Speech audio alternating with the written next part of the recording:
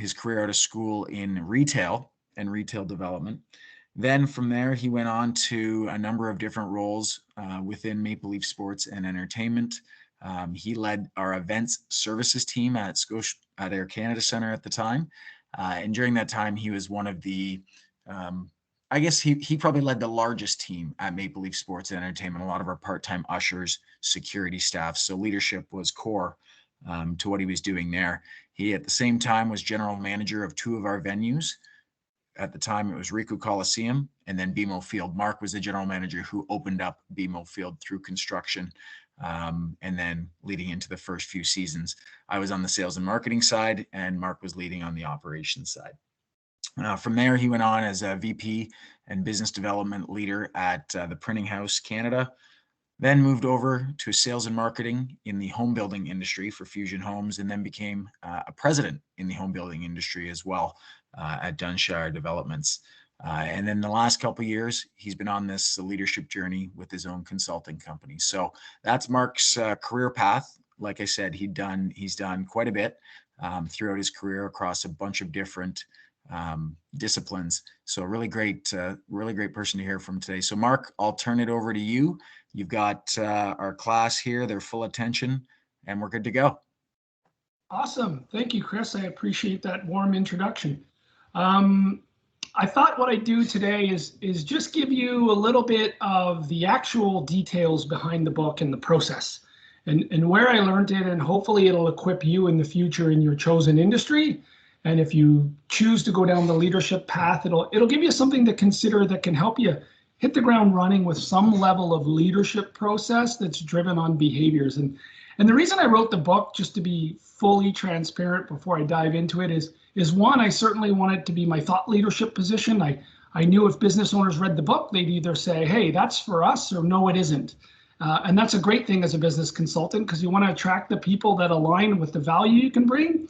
And you want to make sure you're not selling something to people that they don't need. And so if they don't believe in the servant leadership stance and the process behind it, then there's no value in it. So that's why I wrote the book. And I also wanted to get a lot of lessons learned from great leaders like Richard Petty and Bob Hunter and Jackie Fuatellis and a bunch of people that are in the book out to more people so they can learn from it. Because the way I looked at it, I was lucky that other than one stop in my career, and it wasn't Maple Leaf Sports Entertainment, that was a great experience. I've only had one negative experience. And even in that negative experience, I learned a bunch of great lessons. And because I've learned that and I was able to put it in this process for leaders, I wanted to share it with more people. And I figured if the book got out there, whether your company invested in leadership training or not, you could read the book and get the gist of it. So kind of why I wrote the book and what I'd like to share with you today. Before I start, is anyone seeing me right now, or are you just seeing the PowerPoint? I think when you share the PowerPoint, it's just the PowerPoint, unfortunately. No, that's okay, because Mom said I had a face for radio, so we'll just keep going with the PowerPoint, and then I'll take it down at the end, and we can all talk, and I can answer some questions. So what I'd ask you to do, because of the technology, if you got a question, just jot it down, and then I'll take as many as I can and as many as you want to ask at the end. So let's move right into it. I kind of explained why I wrote the book. The title of the book is kind of done on purpose. So there's another gentleman that Chris and I both work with at Maple Leaf Sports Entertainment. His name was Mike Ulmer. He was a writer for the Toronto Sun, and then he came in and did all of our Leafs TV and Leafs Nation stuff, and it was the in-house journalist. But I reached out to him to write the book, and we didn't even talk title till the book was written. And the book was about this leadership process that I believe is transferable, that can set anyone up for success who wants to retain, attract, and develop talent. And then we got into this subject of the millennials. And I talked about when I was at the Air Canada Centre, managing event services, I had a gentleman who's passed on since, unfortunately, Michael, who was famous Irish guy who ran the elevators. And everybody knew Michael and loved him. But then I'd also have a 16-year-old kid just starting their first-time part-time job in the concession stand. And it's like, how do you manage that range of people? And the reality was through consistent behaviors, because it doesn't matter what age you are, people expect leadership to help them grow. And so it didn't matter if you were 89 or you were 16, a leader has a responsibility to put a process in place that helps people grow. And so we were talking about it, and then we got on to millennials, and you know, this whole thing about millennials feel like they're entitled and they're impatient and they want to be promoted tomorrow. And I was like saying, I'm like, no, that's BS. Millennials are the first generation that says, if I have a shitty leader, I'm going to go work somewhere else. Pardon my language, everybody. If I have a crappy leader, I'm going to go work somewhere else. Whereas my dad just took his brown lunch bag and went to work and kept his mouth quiet because he needed the paycheck. And so the millennials really are just the first generation to say, I see there's a gap here and I'm not going to put up with it. And so what I was trying to do with the book was say, okay, well, the millennials have kind of shown the spotlight on bad leadership. It's time for all of us to close it now. So the book isn't even about millennials. It's about their courage to demand more. And now it's about every age gap, every generation, Gen Z, Boomer, you name it, of figuring out how to lead properly. You know, the biggest thing we do is we promote leaders, unfortunately, too often because they're good at their current job. Well, that doesn't mean they can lead other people. It doesn't mean they can drive results while protecting the mental health of the biggest asset of the organization, which is the employees. And that takes skill. You know, if you want to be a doctor, you got to take a lot of education to become a doctor, and you got to get certified. If you want to become an engineer, you got to do the same thing. You want to become a lawyer, you got to go to law school. But if you want to become a leader accountable for hundreds of $millions of revenue, just be good at what you do today. Well, that doesn't make any sense. You need to have some level of skill set to be able to empower and engage other people to continue to drive a result through others, but also not burn and churn your staff. So what I was hoping to do was take the best pieces from all of the great leaders that did that for me and put it into a process. So when you talk about a manifesto and a manual, you know, which Mike referred to in the book when we came up with the 50-year-old millennial, and again, the tie is I'm 50, but I'm clearly not a millennial, but I believe I should lead the way every generation wants to lead, and including the millennials, and that was the point of the book. Anyways, the manifesto and the manual is, the manifesto is the stories, what I believe in, my stance, and the manual is a tool. Half the book is giving you an actual process to do it. And that ties back to all the training courses that I provide. So that's kind of why. I'm glad I'm not on camera because I've probably done a keynote on this book 15 times now, and I think I've cried every time. So I'm going to try not to today. The other part of this book was I realized what servant leadership was about and what it meant to be by reflecting on losses in my life. You know, I wrote the book right after my brother passed away, and unexpectedly. I'm the youngest of 5, so my oldest brother passed away of a heart attack suddenly. My father had passed away 2 months before that. And my mother passed away, 9 years ago now. And I was a mama's boy, youngest of 5, spoiled, right?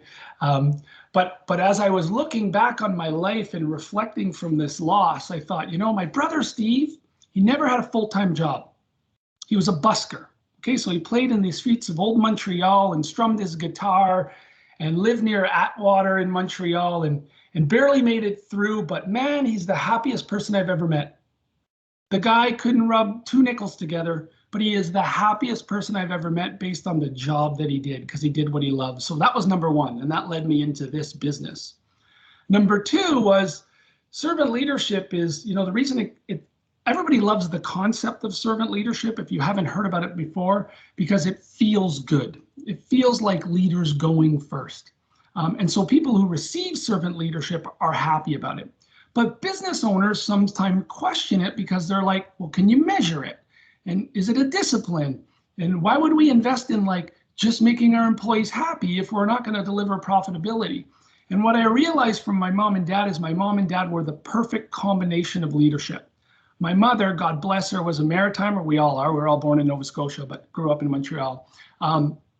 Life of the party, kitchen party lady, make sure everybody was happy first. There wasn't enough Alexander Keiths around in the house to be drunk. She just loved life and just lived for her boys, put us all first and all of our friends. My father was a military guy and he was disciplined. And there was a process in place for everything, and you had to get shit done and you had to get done on time. And you put those 2 tremendous, amazing people together, and you get a pretty good life influence. Sometimes it just takes you 40 years to figure it out. But what I was trying to do in this book was tell those stories of pursue what you love, put others first, but put a process behind it so you can scale and prove to people that it works for business as well. Because that's the biggest knock I've seen from business owners is, how am I going to measure this thing?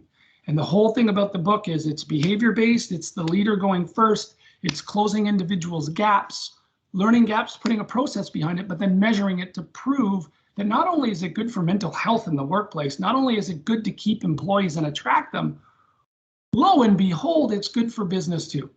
And the faster we can prove those points through the process, the quicker people will adopt, and the quicker we can change mental health in our country, because half of our life we spend at work. And if you have a crappy boss and you don't like what you do and you're not successful, guess what happens?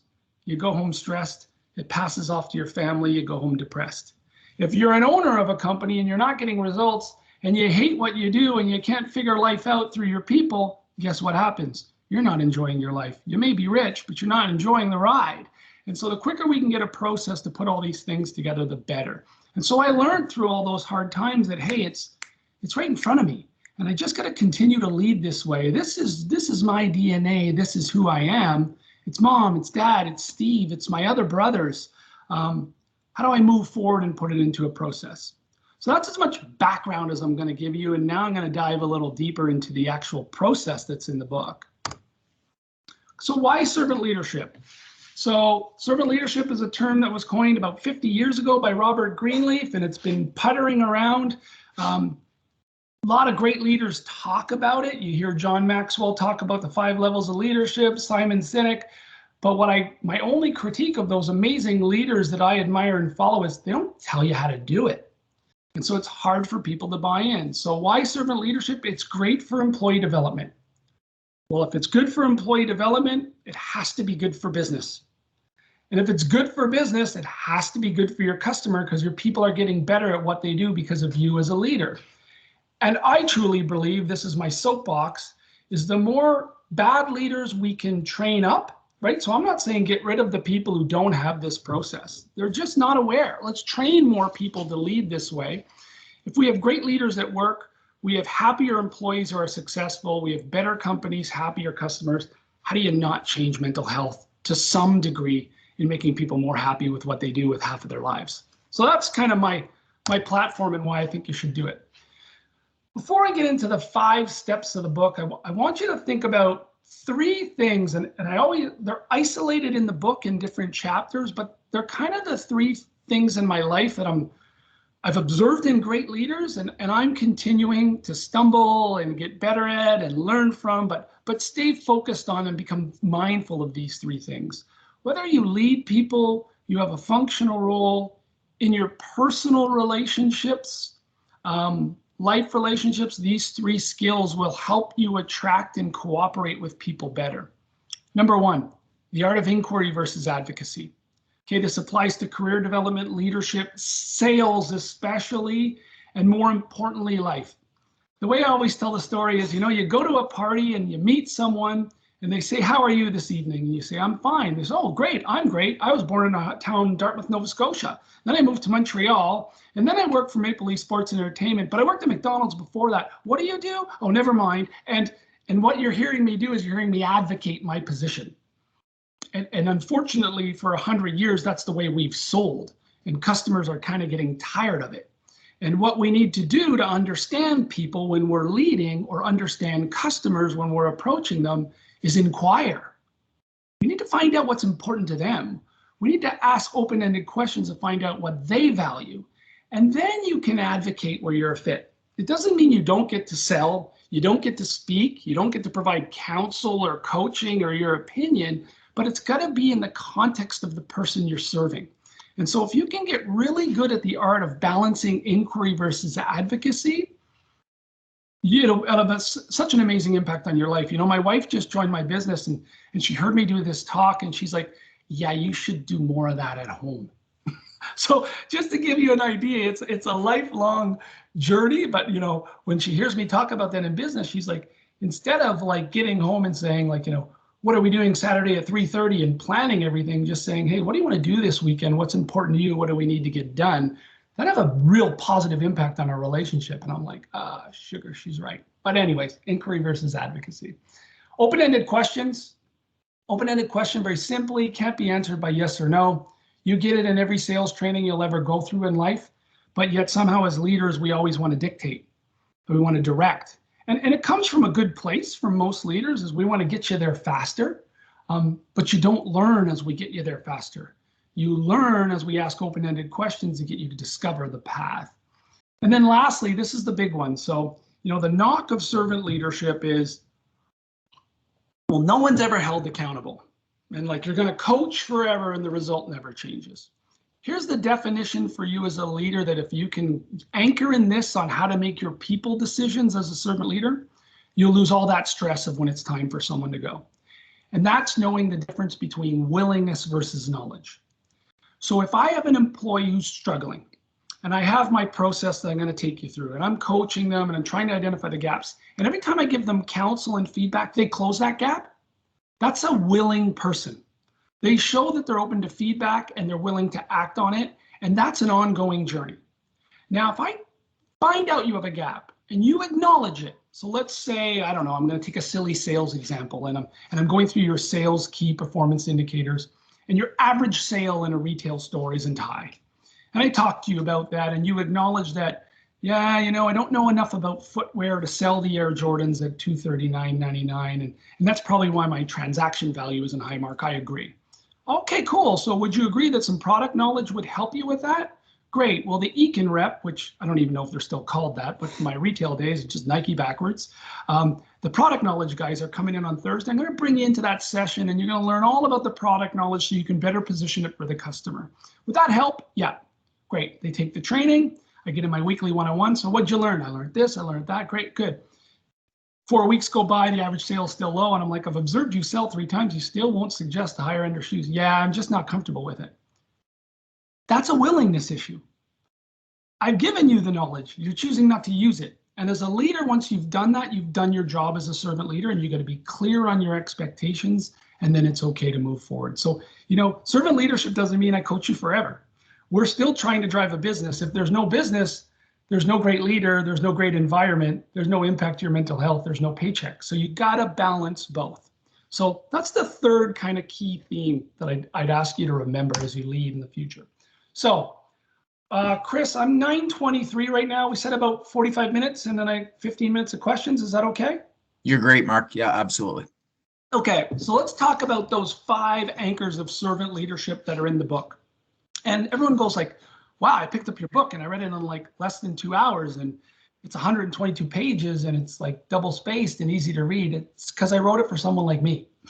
Okay, I get into books, and if they're too long and they seem too repetitive, I put them down and I never finish them. Like, I really want to read Obama's latest book, but man, that thing intimidates the hell out of me because it's 700 pages and I know it's going to take me 10 years to get through. So I'll probably read 10 pages at a time. But I tried to write this book in a manner that anyone could pick it up and take it to work. So the 5 things in that book. One thing I want to remember, I want you guys to remember, and I don't know where you're at in school versus jobs versus part-time versus intern, or what work experiences you've had. But one of the terms you're going to hear thrown around is either KPI or KBI. So key performance indicators or key business indicators. Here's the thing.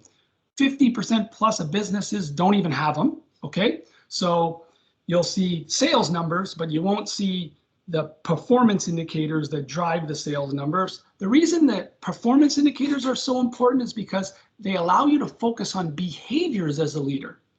The story I always say is, I tell a story about Nick Nurse, and Chris is going to laugh because I'm probably going to butcher this. I've never met Nick. I was gone from MLSE before then, but I've remained a fan of all the teams except the Leafs. Sorry, Habs fan in me. Huge Raptors fan, loved our run.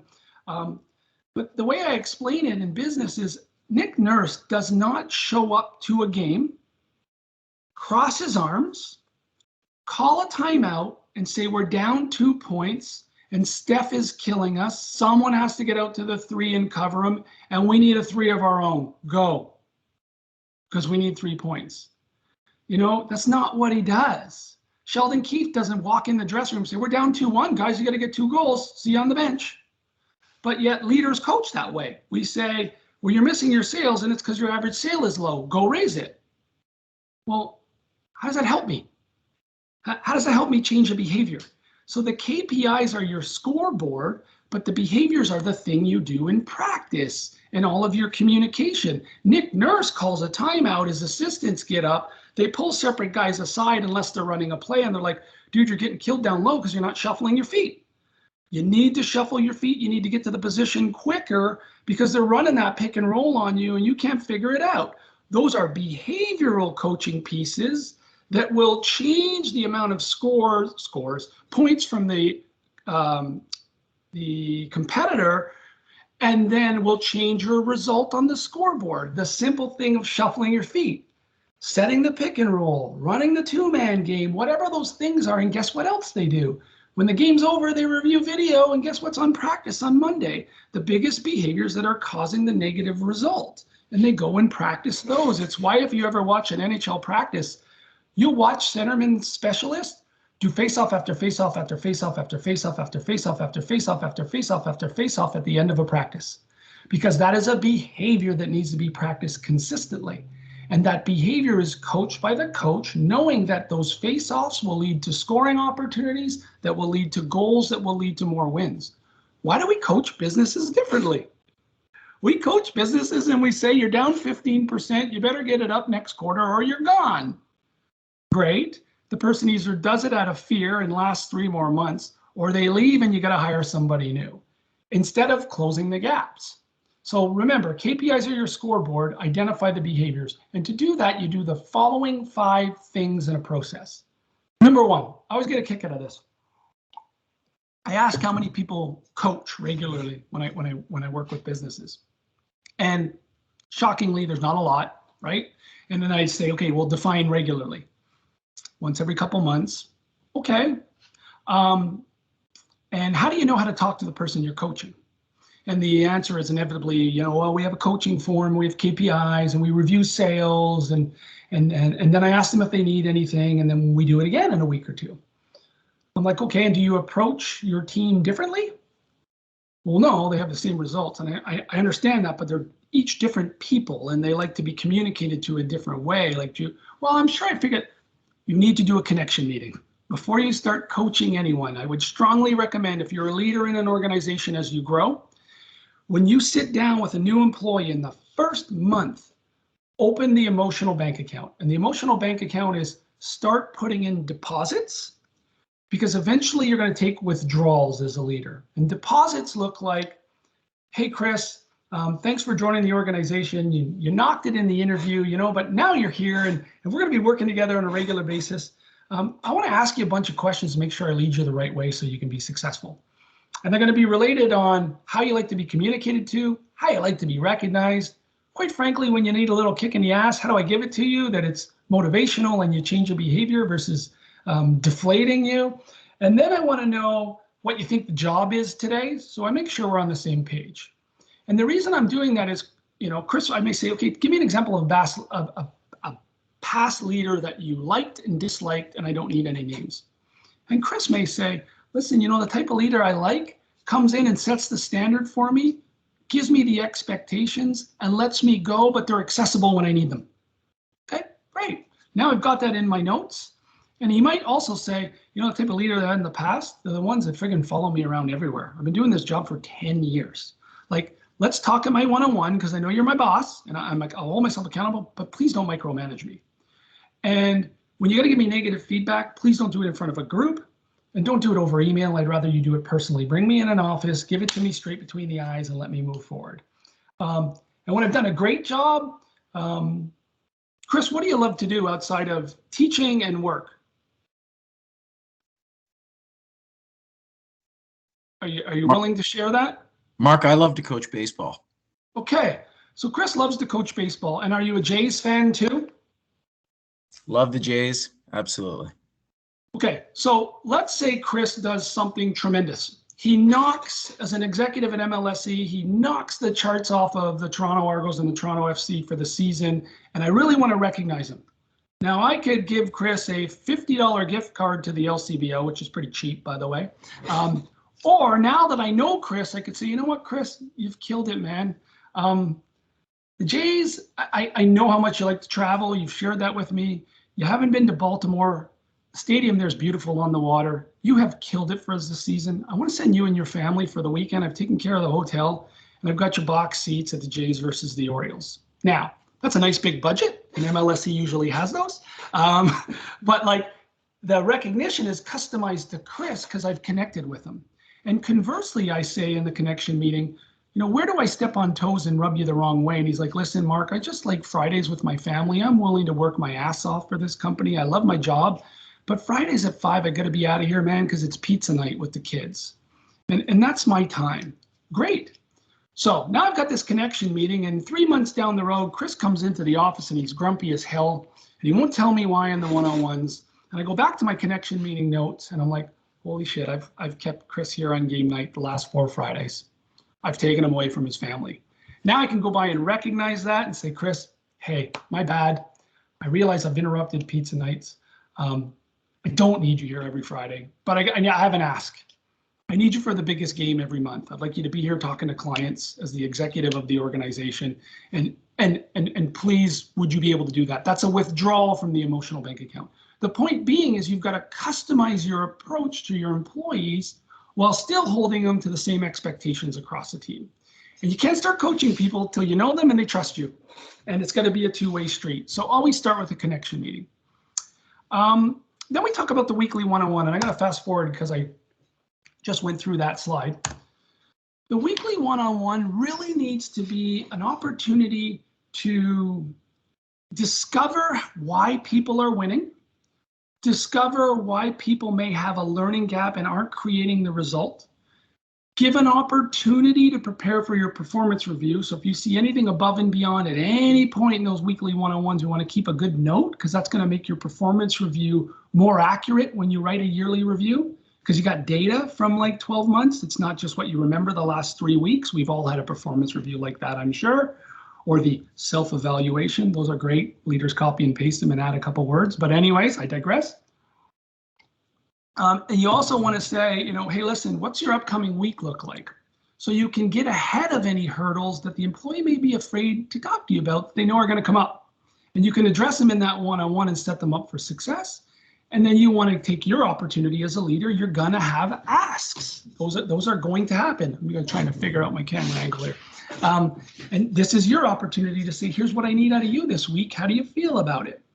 So remember that the whole purpose of weekly one-on-ones are development. They're not updates or report outs, even though, yes, you're going to anchor around KPIs and numbers. They're development opportunities. They're recognition opportunities. They're coaching opportunities. So you want to identify the gaps, close them, and advocate for the employee's solution or the one you recommend if you're stuck. So again, when someone's struggling with a result and you say, well, why do you think your average sales are down? The example I used earlier. You also don't want to let the employee sit there for an hour and a half trying to figure it out.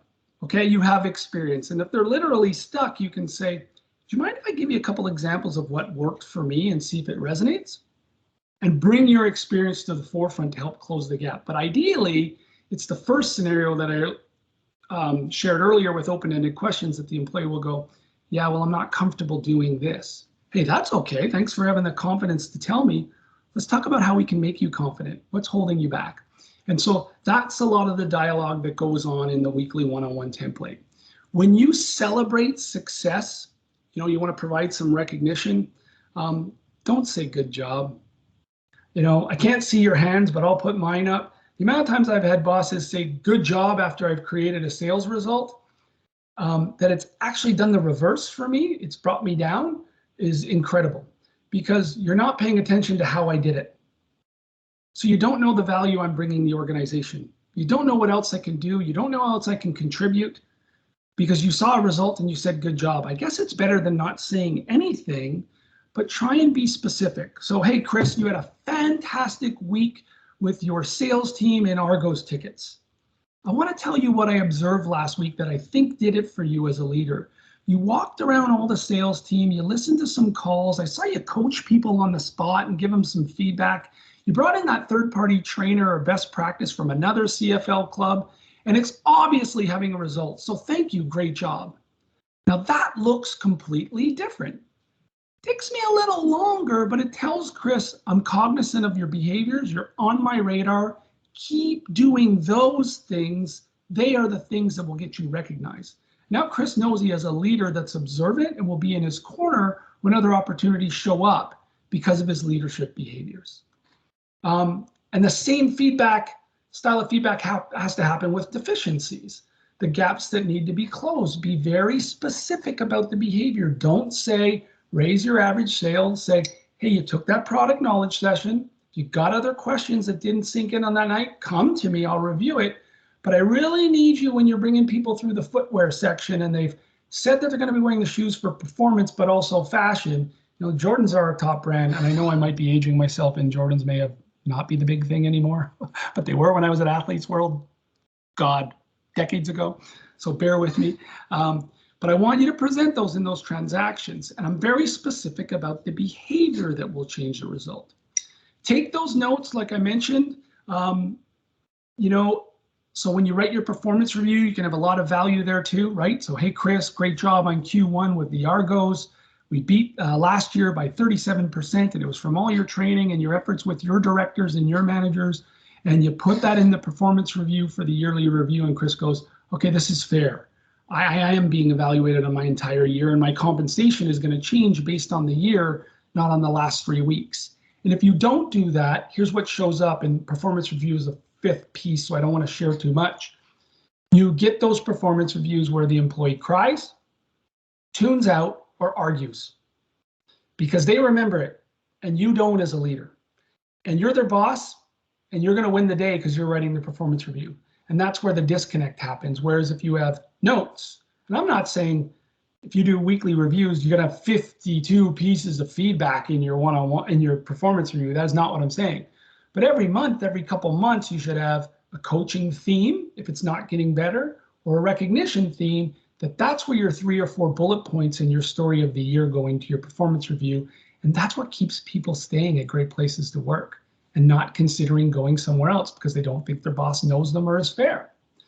Again, ask those open-ended questions, be an active listener, look for nonverbal clues. So if I leave you with, and I don't even know who did the study, I think it's old, it's like me, it's older research, but I refer to it all the time. I just heard it again yesterday. I was sitting in on a clubhouse session on leadership.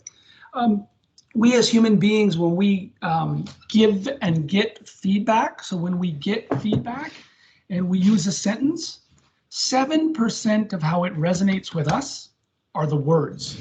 Okay, so when I talk, 7% of how you're interpreting what I'm saying right now are the words. Now you can't see me, you're only seeing my PowerPoint, but if you saw me live, the other 93% is a combination of tone and body language, right? So am I smiling when I say it? Like, do I say, hey, great job on your sales numbers last quarter. I think you're doing awesome.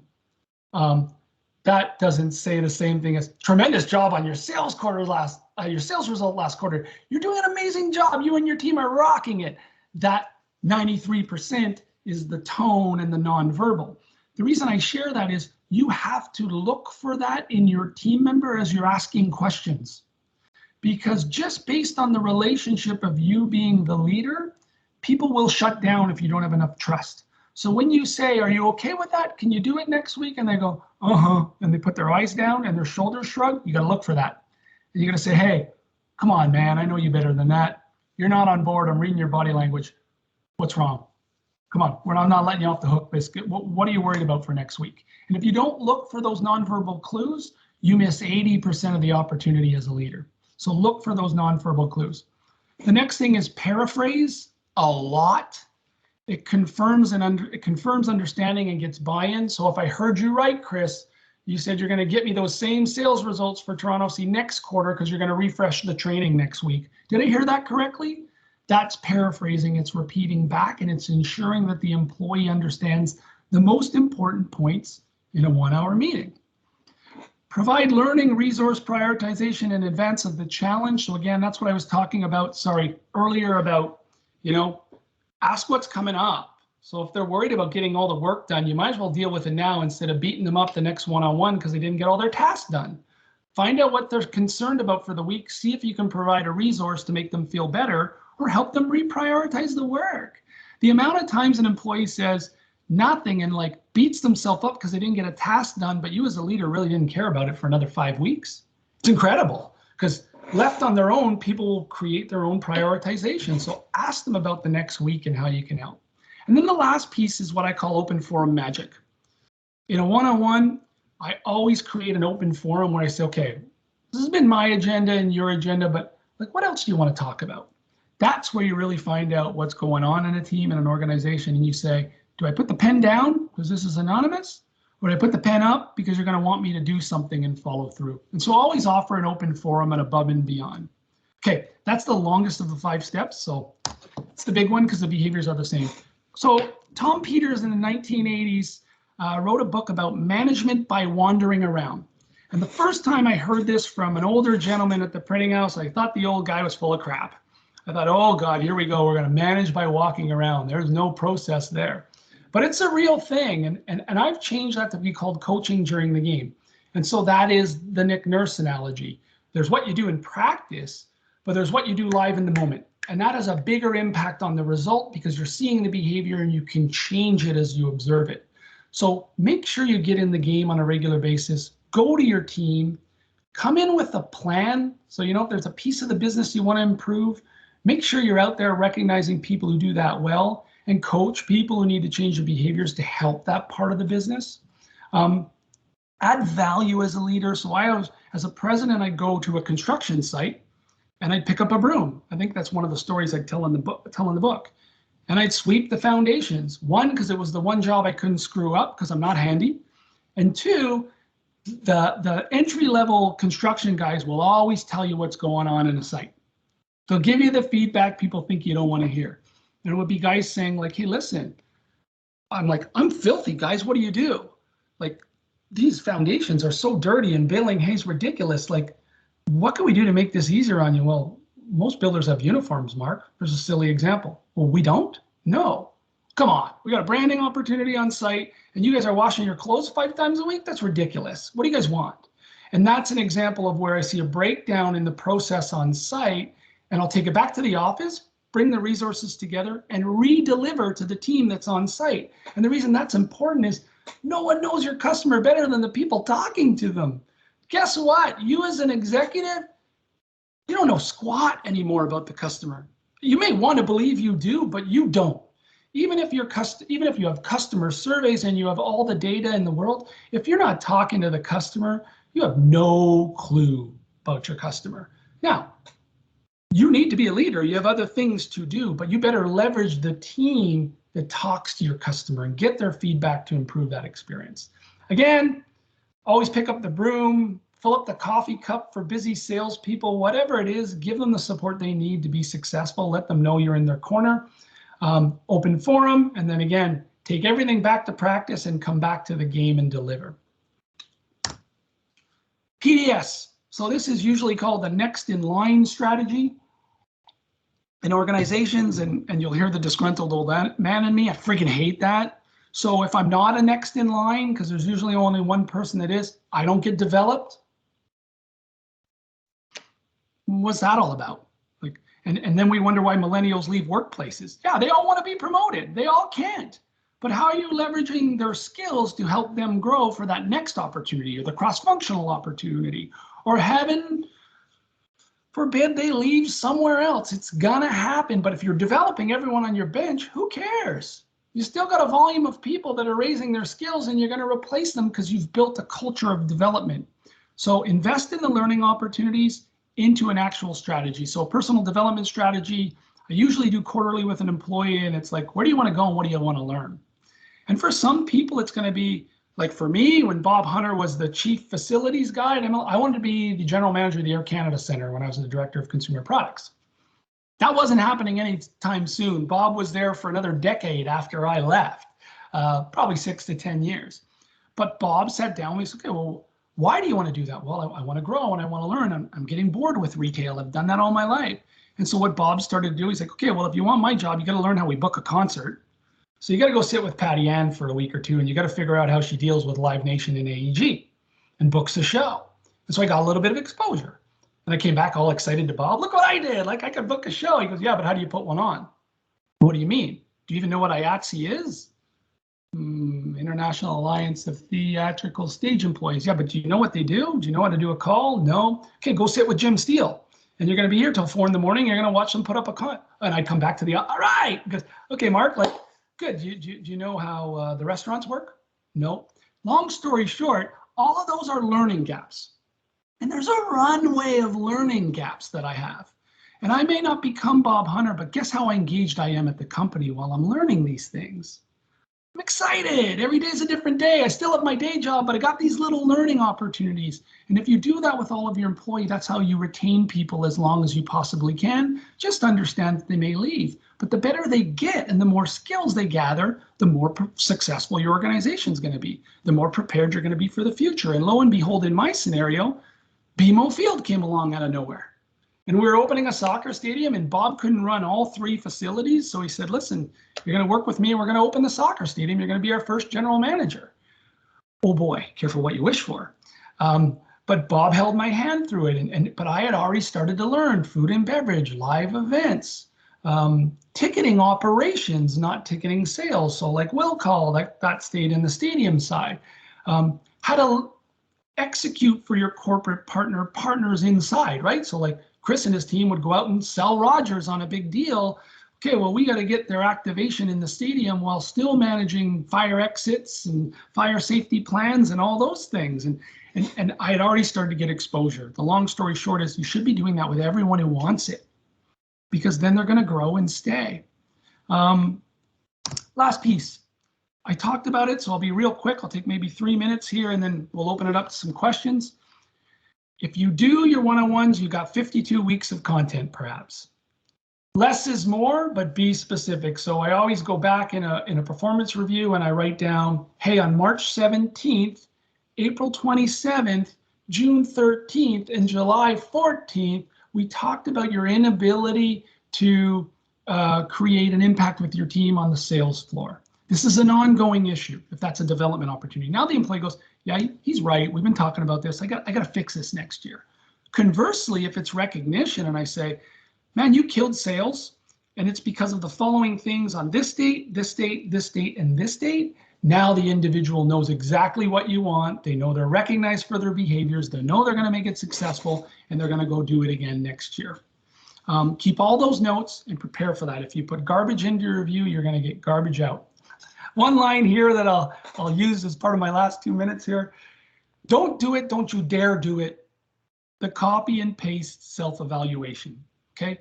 As you become a leader, organizations will say, we need our employees to do self-evaluations a month before their performance review so they can have their say. And guess what most people do? They take that self-evaluation and they write the performance review. It's an out. Employees comfortable with that, so I'll write that and they won't get upset. And I'll add a few of my own words. Self-evaluations are awesome. If you ever get into an organization that has them, here's what I'm going to challenge you to do. And it'll have the most profound impact on your employees. Have them write their self-evaluation, have them put it in a brown envelope, and have them bring it to your performance review. So you've written the review already. You don't know what's in that brown envelope. Have them open it up. Have them do the self-evaluation and read it to you. You write what you observed over the year. Now you close the gaps. You want to talk about getting on the same page with an employee that they have an opportunity to say, well, no, I thought I was really good at sales, Mark. Look what I did in that quarter. And you go, shoot, you're right. I got to add that into the performance review. You've got the data. I missed it. Thank you. Or conversely, I'm doing really good at sales. Well, hold on a second. I just showed you in the performance review over the last 6 months, we've talked about you missing your targets. And you close that gap. So if you're going to use self-evaluations, they can be a very powerful tool. Don't make it a copy and paste. Lastly, if someone cries in a performance review, unless you're a jerk and that's why they're crying, that's a different thing. But if they cry, let them cry. It's okay. Emotion just means they care and they have a desire to succeed. Don't stop the review. Don't change it. Pass them some tissue. Let them deal with the emotion, because they're recognizing it and it's sinking in that they're not succeeding to the level they want to. and then go back to the review and make it about behaviors. Okay, my book, I don't have to push, you've read. Thank you all for that. If you want to learn more about what I do, real simple, myname.com is my corporate site. If you want to take individual training, I've got one called marcpetitpas.podia.com. I'm on Instagram. I'm boring. I'm terrible at social media, but I'm there. And if you want to find me on LinkedIn, just search my name. So Chris, that was about 5 minutes longer than I wanted to do, but I'm happy to stop sharing and take some questions. No, that was, Mark, that was really great. You're very active on social media. I'm not sure you're terrible. A little awkward sometimes, but that's okay. You have fun with it. I have verbal diarrhea on social media is what I call it. There you go. I hold it all back and I post like 17 posts at a time. It was interesting because I said to Mark, I met with Mark maybe in August before as I was putting together the course syllabus, and I had followed Mark's journey through LinkedIn, and Mark was very active on posting, and it was everything from the pandemic and what was going on during the pandemic to his transition into his business consulting and coaching career, and then the writing of the book, etc. I felt like I had a good understanding of where he was going with it, but it was the LinkedIn profiling, it was the work he was doing on social media that really started to make me pay attention. And Mark's a sales guy as well, so he did a great job of feeding content, catching people's attention and saying, okay, we need to get into this book, we need to understand it. So I think Mark did a great job on that. Before we get to questions, listen, I've read the book and I believe in a number of these strategies, and I love how Mark brings it together into a handbook. And I'm not Mark's written this, so he's preaching it, but I'm not just saying it because he's on the call here. If every leader had a guidebook like this, if you're prepared, if you take this wherever you go and bring some of this, if you brought all of it, amazing. But if you brought some of this, even, you are going to be a better leader than 90% of the leaders out there. I promise you, because leaders aren't coached as well as they need to be coached. And I've told you this before. They're just not. I told you the example last class of the first time I started to lead a person, and they were an intern, and it was not good. It wasn't good. I did not know how to lead. I knew how to coach and I played sports, but I was young. I was 23 years old or whatever it was. I wasn't prepared. So to the extent that you've got a manual or a handbook like this, and I think a great presentation today, you've probably absorbed a lot of that already. Mark has done a great job of simplifying it and put it into action. I ask you all to try and put that into action whenever you lead. And some of you might be leading shortly. If you're running maybe you're running a college painting business in school. Maybe you're working at a fast food restaurant and you're a manager, or maybe you're working at the Cage at Brock. And I mean, there's lots of ways of putting this into practice, along the way. So I'll shut up and I'll throw it open. Mark, I still can't see on my screen, but I'm sure you're on somebody's screen there. But I'll throw it open to the class for questions. So raise your hand. I'll call on you. We'll go from there. Okay, Georgia, you're first to it. Thank you. Mark, I can't see you either, but oh, maybe now I can. I don't know. I just put myself on the spotlight. Did that help at all? Can you guys see me now? It doesn't show the camera. Is your camera on? Yeah, but I'm going through this thing called Camo Incubate because your camera in your phone and your microphone is actually better than your laptop. So it uses your phone to feed it. So maybe that's the issue, but I don't want to change it because I'm going to screw it up. It's okay. We'll go with MP. We got it. All right. Well, Mark, I just wanted to ask you a question. But first off, I really enjoyed your book. It kind of gave me a bit of hope that hopefully I'll have a good leader who can do the same thing for me, because I feel like in the past I haven't had very good leaders in jobs. But I wanted to ask, because over the summer I had a leader who never gave me feedback, and it was something that I really struggled with because it's a whole summer and I just don't know. Oh, I can see you. And I just didn't know if I was doing well or not. And it's long hours, everyone's tired and drained, and you just don't know if you're actually performing well. So I guess I wanted to ask you, is it as simple as going up to your leader or a manager at the time and just saying, hey, you know what, like, I need you to let me know where I'm at, or if there's stuff I could work on? Because I did have a performance review at the end, but at that point, it's like, oh, Georgia, I think this is one thing that you could work on, but I've already had my whole job and now job's over and now I have to work on it, but in a completely different environment. So I just wanted to know what your thoughts were on something like that. Okay, Georgia, let me acknowledge three things you said there that I thought were really important. So number one, that it gave you hope. And the best way to have hope is, like, when you become a leader, perform these skills, because you're right. And the second thing you said is most leaders don't lead this way. It's not out there. And so we need to create the change. The third thing, to answer your question, was, like, is it as simple as going to your leader and saying, you know, this is what I want? Luckily from the book, I got a lot of exposure in the paper, and I wrote an article exactly on that in the Toronto Star. And sometimes you have to lead your leader to get the development you need to succeed. And so you have to reverse engineer everything I just talked about to get your leader to give you the support. So, like, how do you sit down with your leader and say, listen, I know you want to be successful in this role, and I really want to deliver what you expect of me. Can we set a regular communication thing so I can check in to figure out how I'm doing with you and you can give me some feedback? It's literally you asking for the one-on-one. And if you wanted to grow and you said, you know, I love the company, I want to get to the next level, but I know I got a lot to learn, would you be okay telling me all the things I don't know that I got to learn?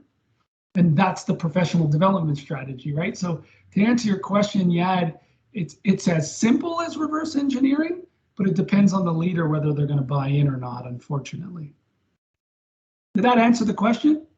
Yes, that did. Thank you. Awesome. Thank you for going first. I appreciate that.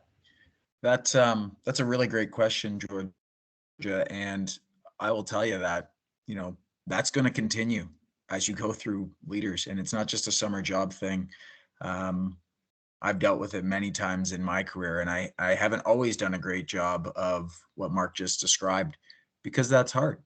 Your leader might not provide an opportunity for you to sit down in a one-on-one. And lots of leaders don't, right? They give you autonomy, but they don't give you the opportunity to sit down on a one-on-one. So in that instance, before you ask for the one-on-one, you just need to create time for yourself and for your leader that's convenient for them, where they're sitting down, not distracted, right? That's part of the other challenge. You have to create an environment where they're going to listen, because a lot of leaders don't necessarily want to listen or know how to listen appropriately. It's a major problem. So, you know, Marc's exposed it in the book there, but everybody here will continue to face this over and over again. Yeah, teach your leader how to lead you. Coach your leader how to lead you. Sarah, go ahead.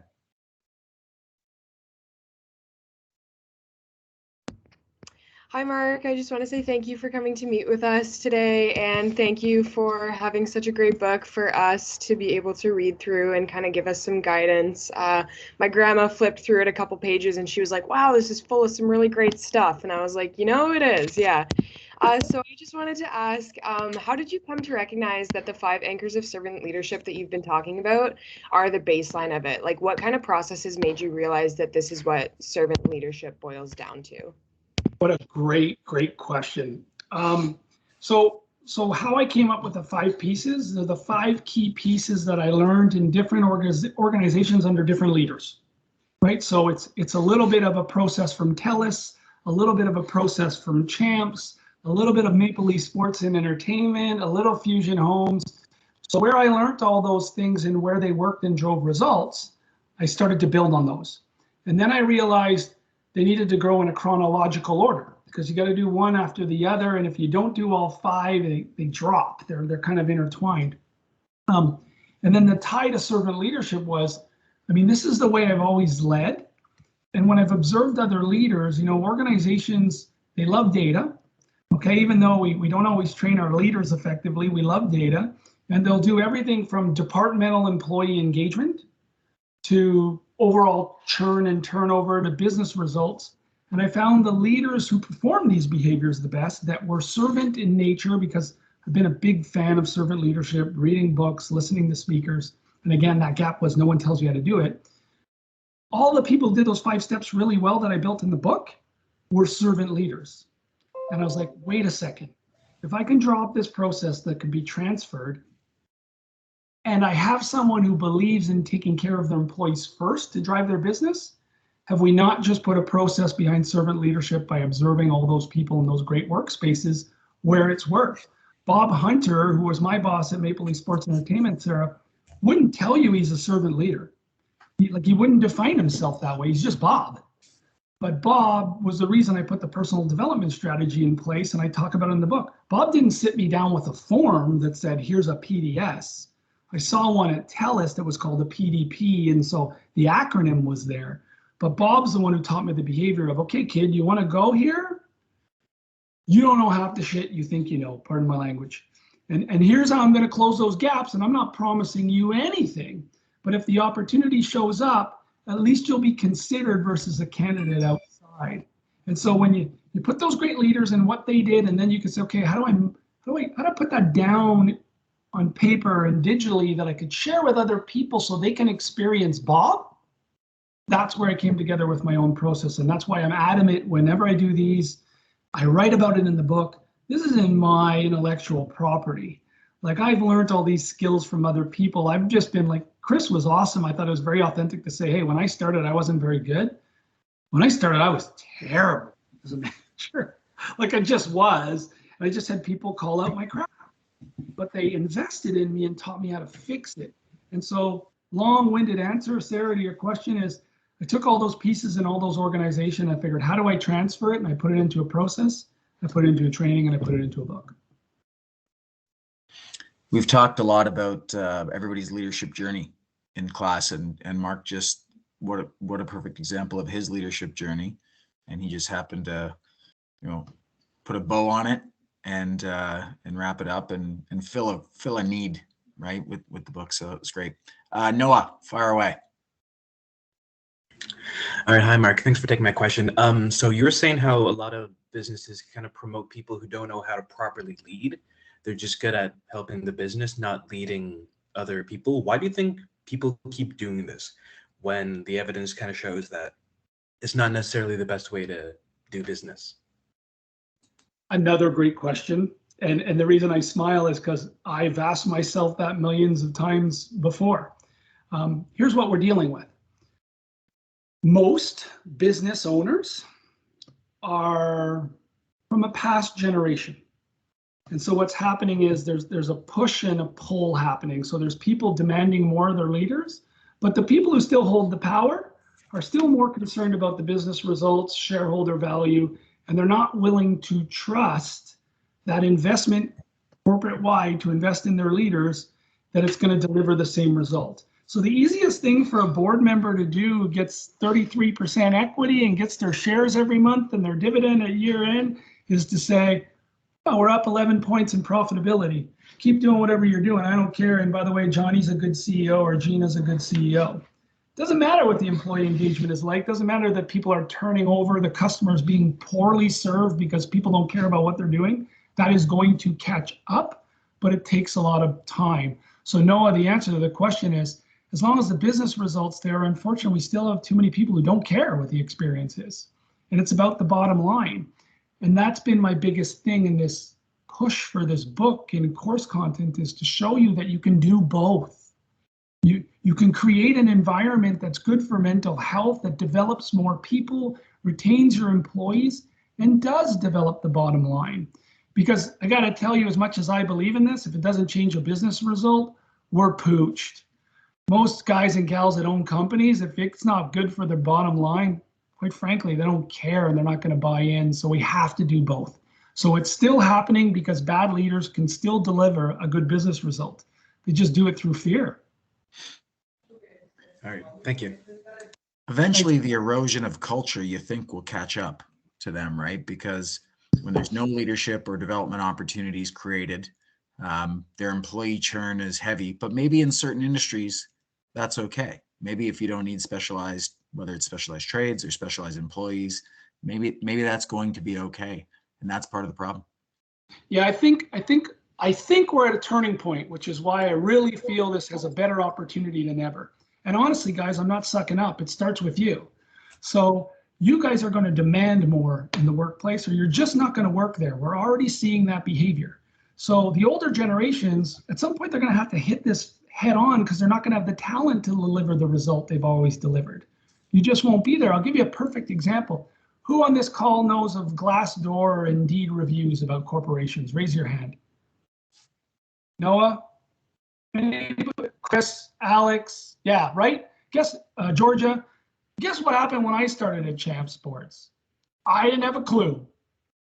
I just went to work and figured out if I had a crappy boss or a good boss. So when I was in an interview with HR and they said all the great things about the company and how great Champs was, and by the way, Champs was great for me anyways, I had to believe it.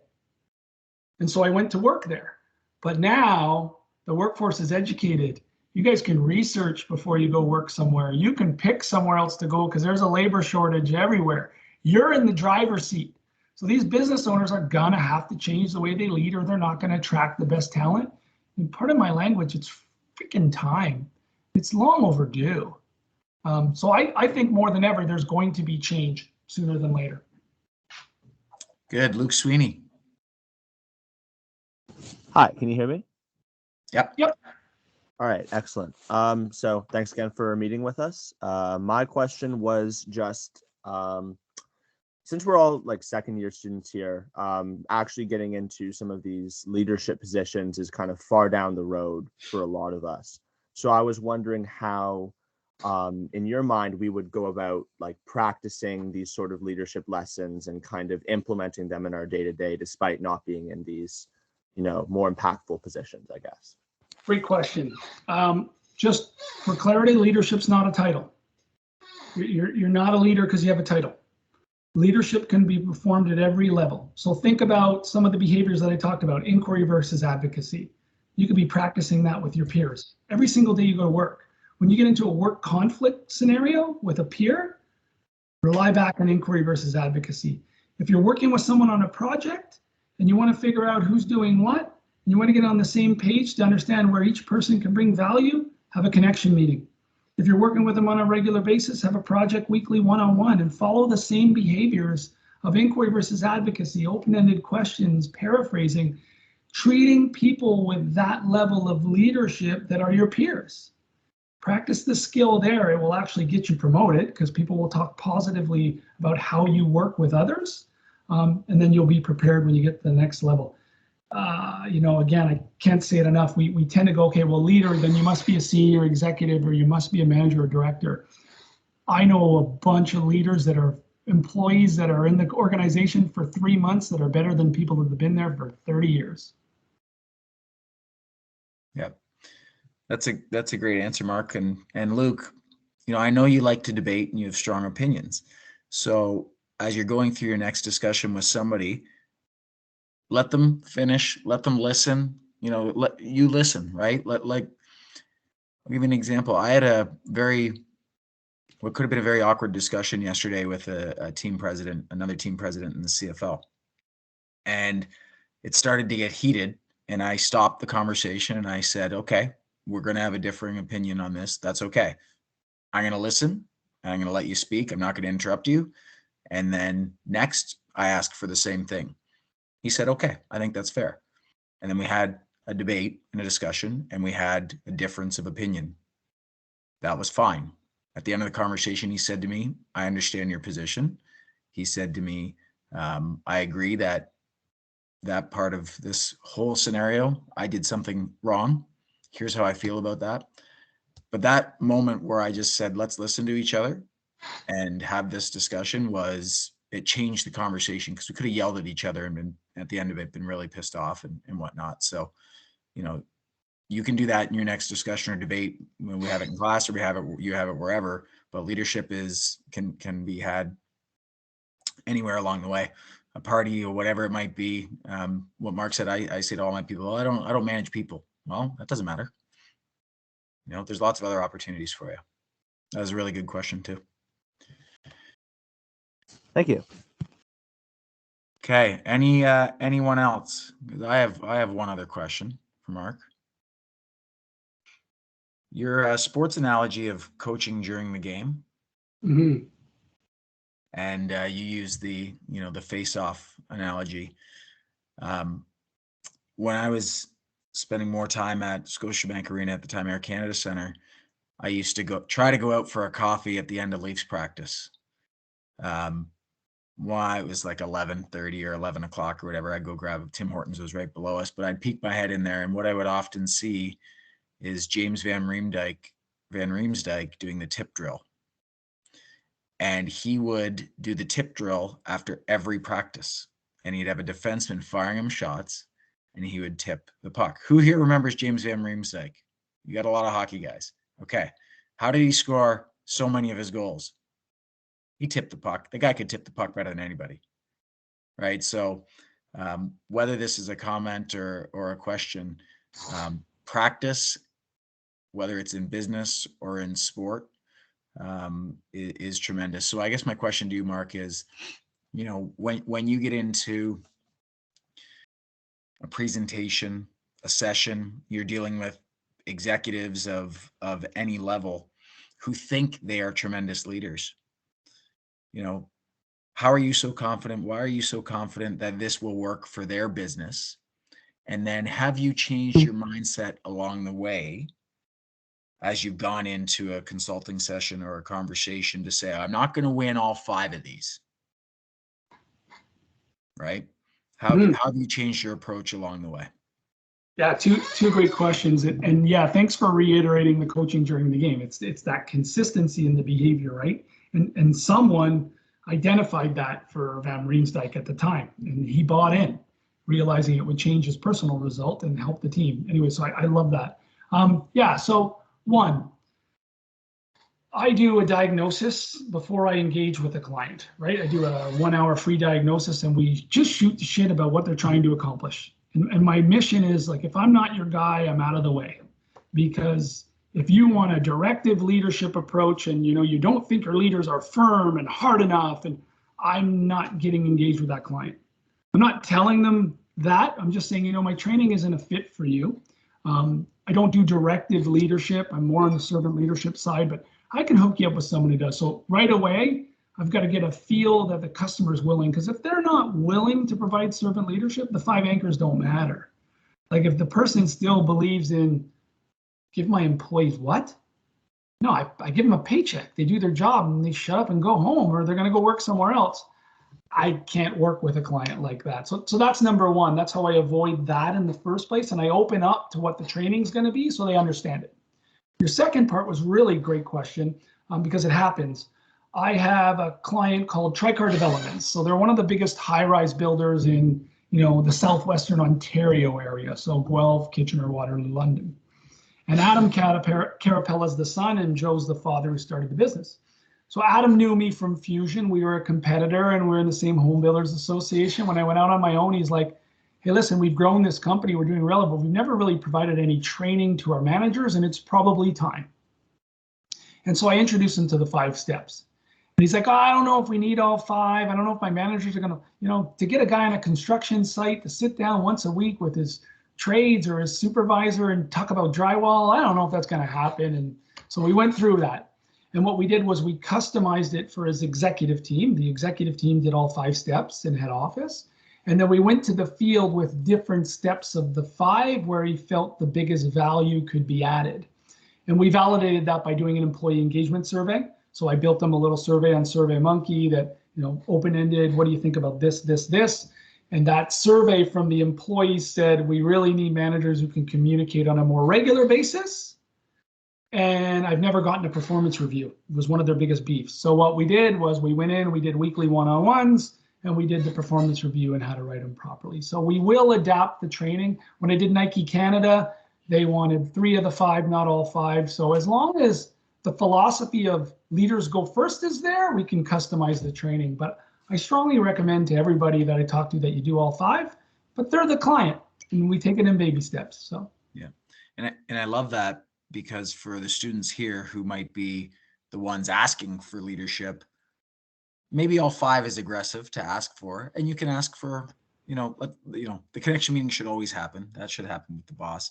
But beyond that, if you really need that weekly one-on-one, or if it's professional development, like baby steps along the way, right? That can also happen. So yeah, you got to coach your leader in certain ways, and too much at once might be a little aggressive, right? Yeah, and it depends on their reporting structure as well. So like Tricar does the monthly now instead of weekly, but the reason I believe it's a weekly one, because the biggest thing is, well, I got to run a day job. Like I've got like 40 people who report indirectly to me. How do I do 40 1-hour one-on-ones? There's my week. Well, no, if you build an organization that believes in this and you empower and train every leader who has people in the organization, then you're not doing 40, you're doing 3 with your directors. And the directors are doing 3 with their managers. And their managers are doing 5 with their frontline staff, and it becomes very manageable if everybody does it. But yeah, that's my soapbox. I'm off it now. Great. Okay, last question. We're gonna go to Quentin, and I'm trying to see what jerseys you got in the back there. Hopefully you have like a TFC or a Leafs one. Come on. Is it a Habs jersey? It's got an Austin Matthews. It's got an Austin Matthews I see back there. That a boy. Definitely not a Habs jersey. I got a Johnny T, Nylander, and Matthews. There we go. And then a Kyle Lowry one right there, because why not? Awesome. So I guess my question is, and I'll preface it with this. So I'm going to be coaching an 18U baseball team coming up this year. And we're quote unquote the highest level at AAA. And being the head coach, I'm 20, I'm a young head coach to be coaching that age. Because I won't have necessarily a very direct leader, how would I reflect and learn how successful I'm being at applying these strategies when I won't have that direct leader to get that kind of feedback from? Okay, so let me make sure I understand the model, Quentin. So you won't have like a general manager that you're reporting into, but you will have like first base coach, third base coach, fielder, like you'll have your staff below you, or are you directly with the team members? So it's a minor baseball team. So 18 and under, like 18, 17, 16-year-olds for the most part. Most of them are fairly advanced in baseball at this point. So right now I'm the only coach. I still have to find my staff to fill up the spots that I want. So really there isn't much of a leader to reflect on other than like the members of our baseball association back home. And that's kind of like, that's more of running the association, not necessarily how to coach or feedback to coaches necessarily. So I'll give you an answer that I can draw a parallel in business from that I think I take the most pride in, to tell you the truth. I know I'm doing well as a leader in an organization, and it very rarely comes from my boss. It always comes from my team. Their ability to want to knock on my door and come in and say, I'm struggling proactively. I need some help. And I know we're going to talk about this one-on-one, but I got this problem. Can you help me out? That is when I know I have the engagement of my team. They are the ones telling me I'm doing a good job because they are proactively coming for support. They're changing behaviors and they're delivering results. So for you, I think that would look like, when you're practicing any of these behaviors with your players as you prepare for your big events and your big games and big tournaments, watch if they have a behavior change to your feedback. Watch if they're open to your feedback and they're not getting defensive. If you're doing all these things really well, you create an environment where people want to be coached and they're not afraid of your feedback. You'll see it in their body language, you'll see it in the behaviors, and you'll see it in the performance. Quinn, they call it's a fungo, right? Fungo bat to do grounders, right? So the next time you're doing fungo with your team members and they're running their drills, give them a little feedback after the exercise is done and see how they react, see what their body language is. Next time you go at the fungo bat, see how they perform the behaviors you gave them coaching on that was either good or they needed to improve. And when they come out of that exercise, say, guys, what was different versus the last time? See what they say. The more of that type of feedback, they're your boss. Really, like that's the thing about leadership. Your players are your boss.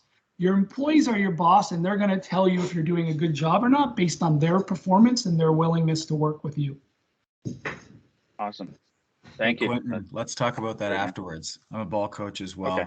And one thing that we did, and this can be in business as well, we did the year-end review with all the kids, and we provided here's your areas of development for them as they go into the off season.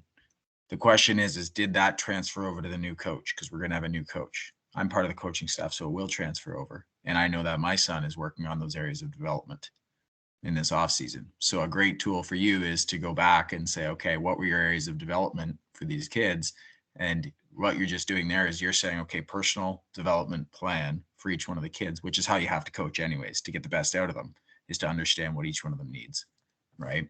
So that's a simple tool. And if the coaching staff previously to you did a good job, then they're going to help you understand what those areas of development are going to be for some of those kids. So it's quite a bit of work involved in that, but you could take that parallel to business or to coaching. So I liked that question a lot because the sports analogies really do parallel here business. So thank you very much, Mark. This was really great. I think, like I said before, if the students absorb some of what we've talked about here and they carry this handbook around for when they're in a leadership position, they'll be much better leaders. So this was well timed within our class. And I think there'll be a lot taken away from it. So thank you very much.